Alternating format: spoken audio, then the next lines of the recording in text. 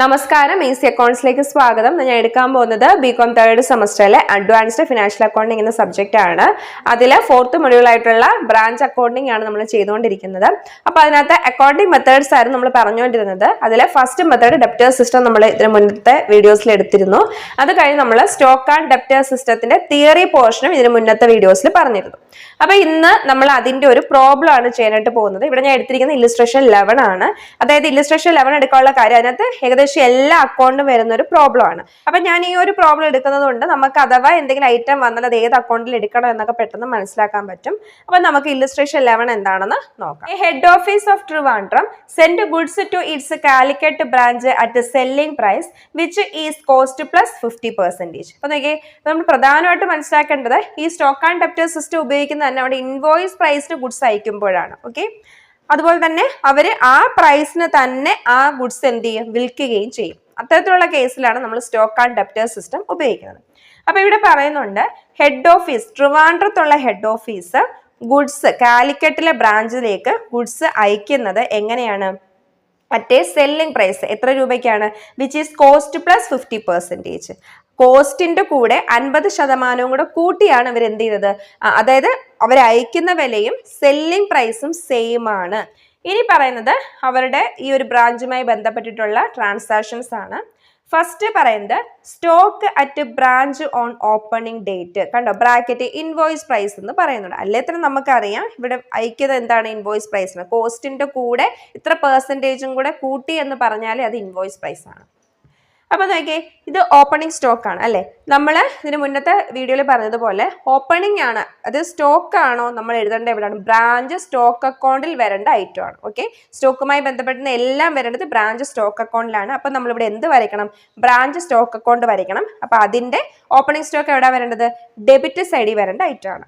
അടുത്ത് നോക്കിയേ, debtors at branch on opening date. ഇവിടെയും ബ്രാഞ്ച് ഡെപ്റ്ററിന്റെ ഓപ്പണിംഗ് ആണ് പറയുന്നത്. അപ്പൊ നമ്മൾ എവിടെ വരേണ്ട ഐറ്റാണോ, ഡെപ്റ്റേഴ്സ്, ബ്രാഞ്ച് ഡെപ്റ്റേഴ്സ് അക്കൗണ്ടിന്റെ ഡെബിറ്റ് സൈഡിൽ വരേണ്ട ഐറ്റം. അപ്പൊ നമ്മൾ ബ്രാഞ്ച് ഡെപ്റ്റേഴ്സ് അക്കൗണ്ട് വരയ്ക്കണം. Fixed asset at branch on opening date. അവിടെ എന്താണ്, ഫിക്സഡ് അസറ്റിന്റെ ഓപ്പണിംഗ് ബാലൻസ് തന്നിട്ടുണ്ട്. അപ്പൊ നമ്മളിവിടെ ബ്രാഞ്ച് ഫിക്സഡ് അസറ്റ് അക്കൗണ്ടും വരയ്ക്കണം.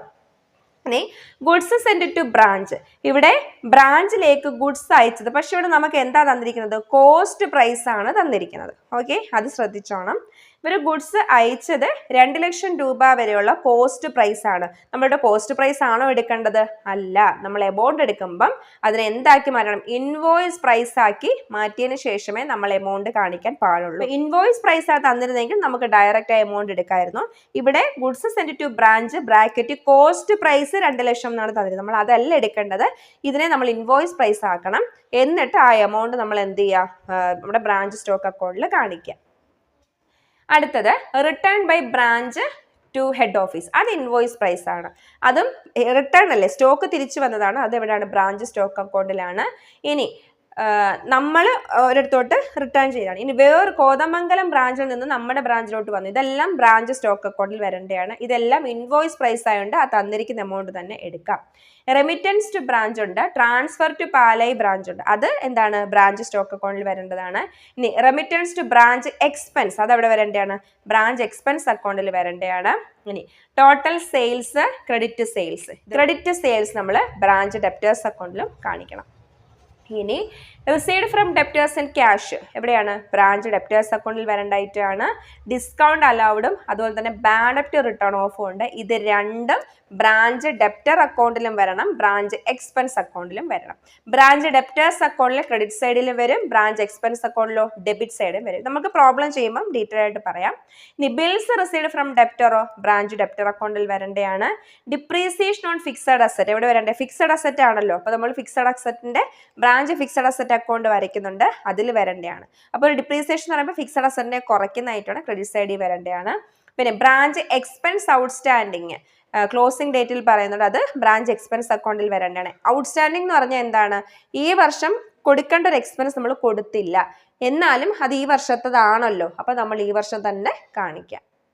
ഇനി return by branch debtors to branch പറയുന്നുണ്ട്. അതും എന്താണ്, അത് ബ്രാഞ്ച് സ്റ്റോക്കിലും വരും, ബ്രാഞ്ച് ഡെപ്റ്ററിലും വരും.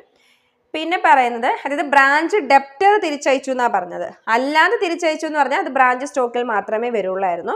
ബ്രാഞ്ച് ഡെപ്റ്ററിൽ അതായത് കടത്തിന് വാങ്ങിച്ചുകൊണ്ട് പോയ ആള് തിരിച്ചു ഗുഡ്സ് അയച്ചാൽ അത് ബ്രാഞ്ച് ഡെപ്റ്ററിലും വരും, ബ്രാഞ്ച് സ്റ്റോക്കിലും വരും. പിന്നെ surplus in found in stock പറയുന്നുണ്ട്. സർപ്ലസ് സ്റ്റോക്ക് ആണല്ലോ, അപ്പം ബ്രാഞ്ച് സ്റ്റോക്ക് അക്കൗണ്ടിൽ വരും. അപ്പൊ നമ്മൾ എന്ത് ചെയ്യുക, സ്റ്റോക്ക് ആൻഡ് ഡെപ്റ്റർ സിസ്റ്റം പ്രയോഗിച്ച് ഈ ഒരു അക്കൗണ്ട്സുകൾ പ്രിപ്പയർ ചെയ്യാന്നാണ് പറഞ്ഞിരിക്കുന്നത്. അപ്പൊ നമുക്ക് അതിൽ ഓരോ കാര്യങ്ങളും ഏതൊക്കെ ട്രാൻസാക്ഷൻസ് ഏതൊക്കെ അക്കൗണ്ടിൽ വരും എന്നുള്ള കാര്യങ്ങൾ നമുക്ക് വിശദമായിട്ട് ചെയ്തു നോക്കാം. അപ്പൊ നോക്കിയേ, നമ്മളിവിടെ ബ്രാഞ്ച് സ്റ്റോക്ക് അക്കൗണ്ട് ആണ് ആദ്യം വരയ്ക്കേണ്ടത്. അപ്പൊ ബ്രാഞ്ച് സ്റ്റോക്ക് അക്കൗണ്ടുമായി ബന്ധപ്പെട്ടുള്ള ട്രാൻസാക്ഷൻസ് എല്ലാം നമുക്ക് ഈ അക്കൗണ്ടിലോട്ട് എങ്ങനെ പോസ്റ്റ് ചെയ്യുന്നുള്ളത് നോക്കാം.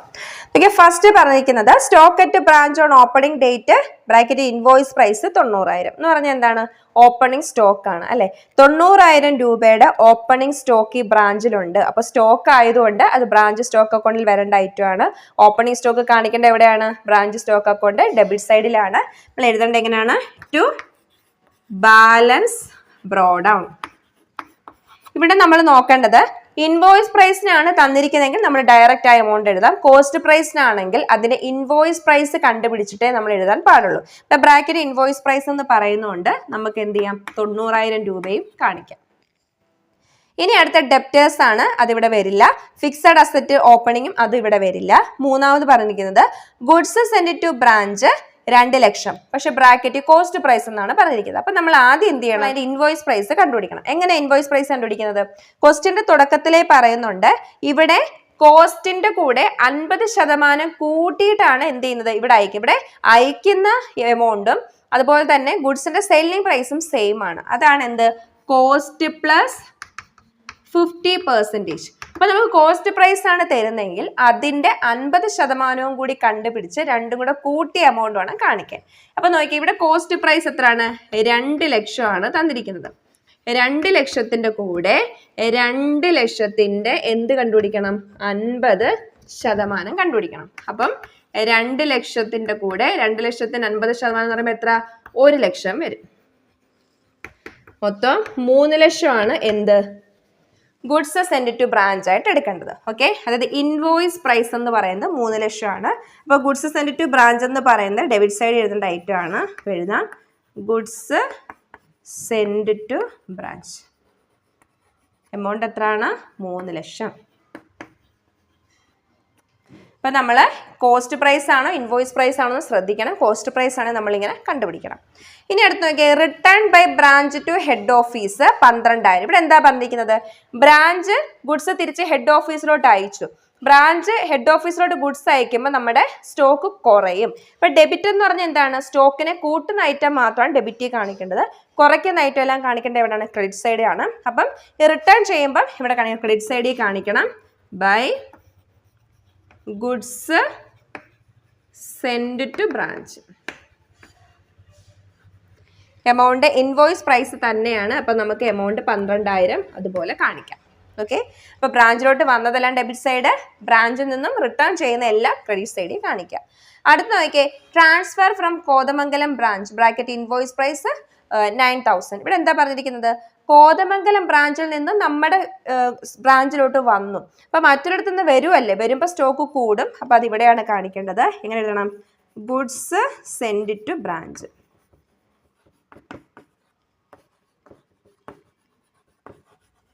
വേണമെങ്കിൽ ബ്രാക്കറ്റിൽ കോതമംഗലം ബ്രാഞ്ച് എന്ന് കാണിക്കാം. എമൗണ്ട് 9,000.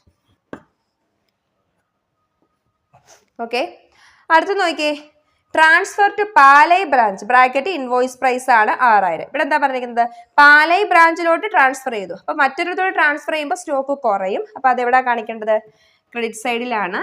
അതും ഗുഡ്സ് സെൻഡ് ടു ബ്രാഞ്ച്. ബ്രാക്കറ്റിൽ നമുക്ക് എന്ത് ചെയ്യാം, പാലൈ ബ്രാഞ്ച് എന്ന് വേണമെങ്കിൽ കാണിക്കാം. എമൗണ്ട് എത്രയാണ്, 6,000. അതും ഇൻവോയ്സ് പ്രൈസ് ആയതുകൊണ്ട്, കോസ്റ്റ് പ്രൈസ് ആണെങ്കിൽ മാത്രം നമ്മൾ എന്ത് ചെയ്യുക, അതിന് ഇൻവോയ്സ് പ്രൈസ് കണ്ടുപിടിച്ച് എഴുതുക. ഇവിടെ ഇൻവോയ്സ് പ്രൈസ് ഡയറക്റ്റ് തന്നാൽ നമുക്ക് ആ എമൗണ്ട് തന്നെ എഴുതാം. ഇനി അടുത്ത എന്താണ്, remittance to branch for expense ഇവിടെ വരില്ല. ദെൻ ടോട്ടൽ സെയിൽസ് 3,15,000 എന്ന് പറയുന്നുണ്ട്. അപ്പം നമ്മൾ മനസ്സിലാക്കേണ്ടത്, ടോട്ടൽ സെയിൽസ് അതുപോലല്ല എഴുതേണ്ടത്. ആ ടോട്ടൽ സെയിൽസിനെ തന്നെ ക്യാഷ് സെയിൽസും ക്രെഡിറ്റ് സെയിൽസും സെപ്പറേറ്റ് ചെയ്തിട്ടുണ്ട് എഴുതാൻ. ഇവിടെ ടോട്ടൽ സെയിൽസും തന്നിട്ടുണ്ട്, തൊട്ട് താഴെ ക്രെഡിറ്റ് സെയിൽസും തന്നിട്ടുണ്ട്. അപ്പൊ ക്യാഷ് സെയിൽസ് കണ്ടുപിടിക്കാൻ എന്ത് ചെയ്താൽ മതി? ടോട്ടൽ സെയിൽസിൽ നിന്നും ക്രെഡിറ്റ് സെയിൽസ് കുറച്ചാൽ നമുക്ക് എന്ത് കിട്ടും? ക്യാഷ് സെയിൽസ് കിട്ടും. അപ്പൊ നമുക്ക് ക്യാഷ് സെയിൽസ് എഴുതുമ്പോൾ എങ്ങനെ എഴുതണം? By cash. എന്തുകൊണ്ടാണ് ക്രെഡിറ്റ് സൈഡിൽ വരാൻ കാര്യം? സെയിൽസ് നടത്തുമ്പോൾ സ്റ്റോക്ക് കുറയും. സ്റ്റോക്ക് കുറയുന്നതായിട്ടുള്ള ക്രെഡിറ്റ് വേണം കാണിക്കാമെന്ന് പറഞ്ഞു. അപ്പൊ ക്യാഷിന് വിൽക്കുമ്പം ബൈ ക്യാഷ് എന്ന് പറഞ്ഞിട്ട് എഴുതണം. എമൗണ്ട് എത്രയാണ്? 3,15,000 നിന്നും 2,10,000 കുറച്ചാൽ 1,05,000 വരും. അപ്പൊ ക്യാഷ് സെയിൽസ് 1,05,000 വരും. ഇനി ക്രെഡിറ്റ് സെയിൽസ് എന്ന് പറയുമ്പോൾ എന്തായിരിക്കും? ഡെപ്റ്റർ ആണ് ഉണ്ടാവുന്നത്. അവിടെ ക്യാഷ് വരില്ലല്ലോ, ബ്രാഞ്ച് ഡെപ്റ്റർ ആണ് വരുന്നത്. അപ്പൊ അത് നമ്മൾ ബ്രാഞ്ച് ഡെപ്റ്റേഴ്സ് എന്ന് എഴുതാം. 2,10,000. അപ്പോൾ ഒന്നുകൂടെ പറയാം, സെയിൽസ് 2 സെയിൽസ് ഉണ്ട്. ഇവിടെ ടോട്ടൽ സെയിൽസും ക്രെഡിറ്റ് സെയിൽസും ആണ് തന്നിരിക്കുന്നത്. നമ്മളപ്പോൾ അതിനെ ടോട്ടൽ സെയിൽസിൽ നിന്നും ക്രെഡിറ്റ് സെയിൽസ് കുറയ്ക്കുമ്പോൾ ക്യാഷ് സെയിൽസ് കിട്ടും. അപ്പോൾ ക്യാഷ് വെക്കുമ്പോൾ എൻട്രി എന്താണ്? Cash account debtor to branch stock എന്ന് വരും. അതുകൊണ്ടാണ് ബൈ ക്യാഷ് എന്ന് എഴുതിയത്. ബ്രാക്കറ്റ് നമുക്ക് വേണമെങ്കിൽ സെയിൽസ് എന്ന് കാണിക്കാം, ഇത് ക്രെഡിറ്റ് സെയിൽസ് എന്ന് കാണിക്കാം. ഓക്കെ, അപ്പം ക്യാഷ് സെയിൽസ് ആകുമ്പോൾ entry cash account debtor to branch stock എന്ന് വരും. ഇനി ക്രെഡിറ്റ് സെയിൽസ് ആണെങ്കിലോ branch debtors account debtor to branch stock എന്ന് വരും. അതുകൊണ്ടാണ് ഇവിടെ ബൈ ബ്രാഞ്ച് ഡെപ്റ്റേഴ്സ് എന്ന് എഴുതിയിരിക്കുന്നത്. അപ്പോൾ അത് രണ്ടും കഴിഞ്ഞു. ഇനി നോക്കിയേ, ഇനി സ്റ്റോക്കുമായി ബന്ധപ്പെട്ട് വരുന്ന എന്തെങ്കിലും ഐറ്റം ഉണ്ടോ നോക്കാം. Discount allowed, receipt from debtor ഇതൊന്നും വരില്ല, ബാഡ് ഡെപ്റ്റ് വരില്ല, ബിൽസ് റിസീവ്ഡ് വരത്തില്ല, ഡിപ്രീസിയേഷൻ വരില്ല, ബ്രാഞ്ച് എക്സ്പെൻസ് വരില്ല. അടുത്ത പറയുന്നത് നോക്കിയേ, return by branch debtor to branch bracket invoice price 3,000. ഇവിടെ എന്താ പറഞ്ഞിരിക്കുന്നത്? ബ്രാഞ്ച് ഡെപ്റ്റേഴ്സ് റിട്ടേൺ ചെയ്തു എന്ന് പറഞ്ഞാൽ എന്തായിരിക്കും? കടത്തിന് വാങ്ങിക്കൊണ്ട് പോയ ആള് ഗുഡ്സ് തിരിച്ചയച്ചു. അങ്ങനെ കടത്തിന് ഗുഡ്സ് വാങ്ങിക്കൊണ്ട് പോയ ആൾ തിരിച്ചയച്ചാൽ നമ്മുടെ സ്റ്റോക്ക് എന്ത് ചെയ്യും? കൂടും. ഇപ്പൊ റിട്ടേൺസ് എല്ലാം നമ്മൾ ഇവിടെ കാണിക്കണം. ഓക്കെ, അപ്പൊ ഇവിടുത്തെ പ്രത്യേകത ആരാണ്? കടത്തിന് വാങ്ങിക്കൊണ്ട് ഡെപ്റ്റർ ആണ് ഗുഡ്സ് തിരിച്ചയച്ചത്. അപ്പൊ നമ്മളിവിടെ എന്ത് വേണം എഴുതാൻ? ബ്രാഞ്ച് ഡെപ്റ്റേഴ്സ്, അല്ല ഗുഡ്സ് സെൻഡ് ടു ബ്രാഞ്ച് എന്ന് എഴുതരുത്. അപ്പൊ ഈ ഡെപ്റ്റേഴ്സ് ഗുഡ്സ് തിരിച്ചയച്ചാൽ നമ്മൾ എഴുതേണ്ടത് എന്താണ്? Branch debtors. എമൗണ്ട് എത്രയാണ്? 3,000. ഇനി നോക്കിയേ, ഇനി പറയുന്നത് സർപ്ലസ് ഫൗണ്ട് ഇൻ സ്റ്റോക്ക് 3,000. ഇവിടെ എന്താ പറഞ്ഞിരിക്കുന്നത്? സർപ്ലസ്, 3,000 രൂപയുടെ സർപ്ലസ് എന്ന് പറഞ്ഞിട്ടുണ്ട്. അപ്പൊ ഈ സർപ്ലസിനെ നമ്മൾ എന്ത് ചെയ്യണം എന്നറിയാമോ? ഇപ്പൊ അവിടെ 3,000 അതുപോലെ ഇവിടെ എഴുതുകയല്ല ചെയ്യേണ്ടത്. ആ സർപ്ലസിന്റെ അകത്ത് ഇപ്പൊ നമ്മളിവിടെ ഇൻവോയ്സ് പ്രൈസ് ആണല്ലോ, ഇൻവോയ്സ് പ്രൈസ് ആണെങ്കിൽ അവിടെ എന്ത് അടങ്ങിയിട്ടുണ്ട്? ലോഡിങ് അടങ്ങിയിട്ടുണ്ട്. അപ്പൊ ഈ സർപ്ലസിനെ നമ്മൾ അതിന്റെ ലോഡിങ് നമ്മൾ ബ്രാഞ്ച് അഡ്ജസ്റ്റ്മെന്റ് അക്കൗണ്ടിലോട്ടും അതിന്റെ കോസ്റ്റിനെ നമ്മൾ എങ്ങോട്ട് മാറ്റണം?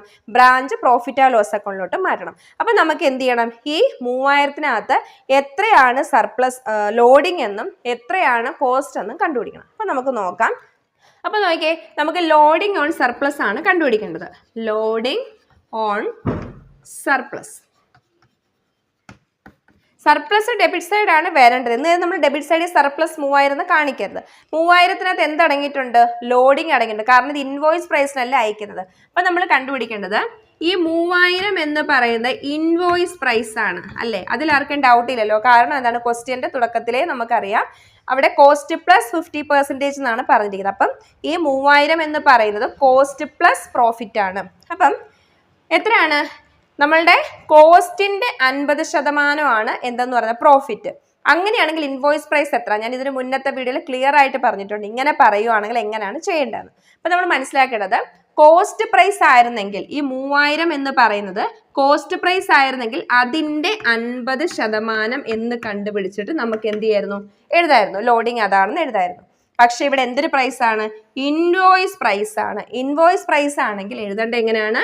3,000 × 50/150 എന്ന് വേണം എഴുതാൻ. അപ്പൊ നമുക്ക് എത്ര കിട്ടും? വെട്ടുമ്പോൾ 1/3 കിട്ടും.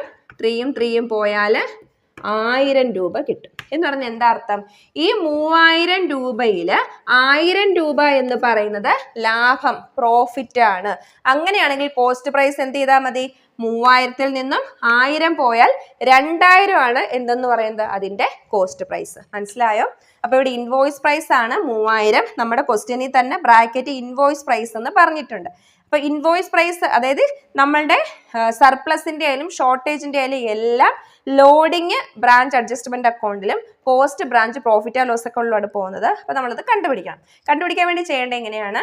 ഇവിടെ കോസ്റ്റിന്റെ 50% എന്ത് ലോഡിങ്. അപ്പൊ നമുക്ക് കോസ്റ്റ് പ്രൈസ് അല്ല ഇൻവോയ്സ് പ്രൈസ് ആണ് തരുന്നത്. അപ്പൊ നമ്മൾ ചെയ്യേണ്ടത് 3000 × 50/150. ഈ 50 എന്ന് പറഞ്ഞാൽ എന്താണ്? കോസ്റ്റ് പ്ലസ് 50 ഇല്ലേ അത്. അപ്പൊ നമുക്ക് 1000 കിട്ടി അല്ലേ? അങ്ങനെയാണെങ്കിൽ 3000-നകത്ത് 1000 പ്രോഫിറ്റ് ആണെങ്കിൽ കോസ്റ്റ് പ്രൈസ് എത്ര ആയിരിക്കും? 2000. അപ്പൊ നമുക്ക് എഴുതേണ്ട എന്താണ്? ബ്രാഞ്ച് അഡ്ജസ്റ്റ്മെന്റ് അക്കൗണ്ട് എന്ന് പറഞ്ഞിട്ട് എത്രയാണ്? 1000 രൂപ കാണിക്കണം. കാരണം എന്താണ്? ലോഡിങ് പോകുന്നത് ബ്രാഞ്ച് അഡ്ജസ്റ്റ്മെന്റ് അക്കൗണ്ടിലാണ്. ഇനി 2000 ആയ കോസ്റ്റ് പ്രൈസ് പോകേണ്ട എങ്ങോട്ടായിരിക്കണം? Branch profit and loss account 2000. ഇനി ക്ലോസിംഗ് സ്റ്റോക്ക് ഉണ്ടോ? ഇവിടെ തന്നിട്ടില്ല. അപ്പൊ നമ്മൾ എന്ത് ചെയ്യണം? ഇതെല്ലാം ബാലൻസ് ചെയ്തിട്ട് ബാലൻസ് ഫിഗർ വേണം നമ്മൾ ക്ലോസിംഗ് സ്റ്റോക്ക് ആയിട്ട് എഴുതേണ്ടത്. കാരണം ക്വസ്റ്റ്യനിൽ ക്ലോസിംഗ് സ്റ്റോക്ക് എന്നൊരു ഐറ്റം തന്നിട്ടില്ല. അപ്പൊ നമുക്കിനി ബാലൻസ് ചെയ്യാം. ബാലൻസ് ചെയ്യുമ്പോൾ ഇവിടെ നോക്കിയേ, ഇവിടെ ഡെബിറ്റ് സൈഡ് ആണ് കൂടുതൽ അല്ലെ? 90000, 3 ലക്ഷം, 9000, 3000, 1000, 2000. ഇപ്പുറത്ത് 12000, 6000, 1,05,000, 2,10,000. അപ്പൊ കൂടി നിൽക്കുന്നത് എവിടെയാണ്? ഡെബിറ്റ് സൈഡ് ആണ്. 4,05,000 ആണ് എമൗണ്ട്. ഈ 4,05,000-ൽ നിന്നും ഈ ക്രെഡിറ്റ് സൈഡിൽ എമൗണ്ട് എല്ലാം കുറയ്ക്കുമ്പോൾ നമുക്ക് ബാലൻസ് കിട്ടും. നമ്മൾ എഴുതേണ്ടത് ബാലൻസ് ക്യാരി ഡൗൺ എമൗണ്ട് എത്രയാണ്? 72,000 രൂപയുടെ കുറവാണ് വന്നത്. നമ്മൾ അതിന് എന്തായിട്ട് കണക്കാക്കുക? Closing stock. നമുക്ക് എന്താണോ തരാത്തത് അതായിട്ട് കണക്കാക്കുക. ഓക്കെ.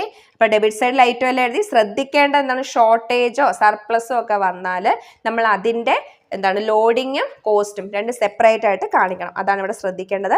ഈ ബാലൻസ് ചെയ്ത് 72,000-ന്റെ കുറവ് വന്നു. അത് നമ്മൾ എങ്ങോട്ട് മാറ്റി? ക്ലോസിംഗ് സ്റ്റോക്കിലോട്ട് മാറ്റി. അപ്പൊ ഇതാണ് ബ്രാഞ്ച് സ്റ്റോക്ക് അക്കൗണ്ട്. അപ്പൊ നമുക്കിനി ബാക്കിയുള്ള അക്കൗണ്ട്സ് കൂടി നോക്കാം.